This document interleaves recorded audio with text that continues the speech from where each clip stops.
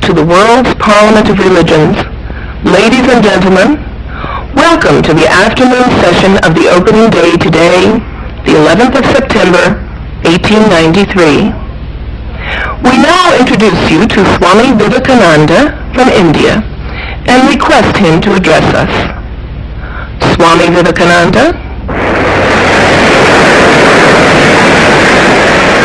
Sisters and brothers of America,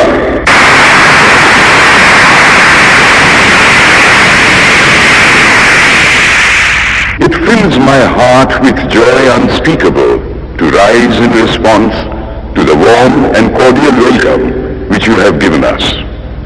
I thank you in the name of the most ancient order of monks in the world.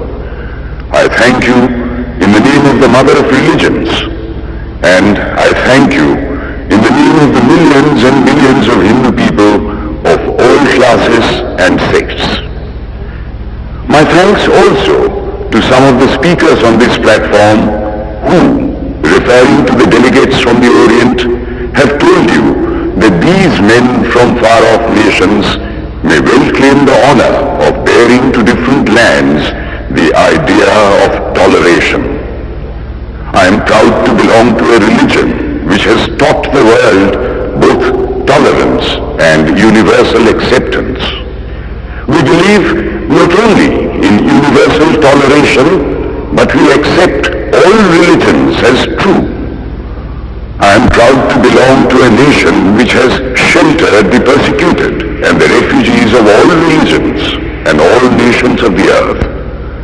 I am proud to tell you that we have gathered in our bosom the purest remnant of the Israelites who came to southern India and took refuge with us in the very year in which their holy temple was shattered to pieces by Roman tyranny. I am proud to belong to the religion which has sheltered and is still fostering the remnant of the grand Zoroastrian nation. I will quote to you, brethren, a few lines from a hymn which I remember to have repeated from my earliest boyhood, which is every day repeated by millions of human beings. As the different streams, having their sources in different places, all mingle their water in the sea, so, O Lord, the different paths which men take through different tendencies, various though they appear, crooked or straight, all lead to Thee. The present convention, which is one of the most august assemblies ever held, is in itself a vindication, a declaration to the world of the wonderful doctrine preached in the Gita. Whosoever comes to me, through whatsoever form, I reach him.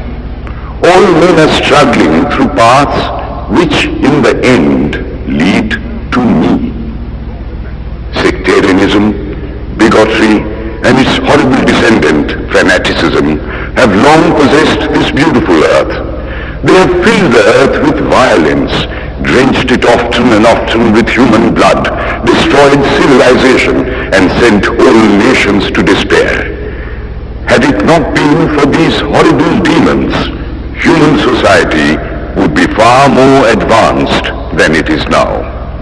But their time is come, and I fervently hope that the bell that tolled this morning in honor of this convention may be the death knell of all fanaticism, of all persecutions with the sword or with the pen, and of all uncharitable feelings between persons wending their way to the same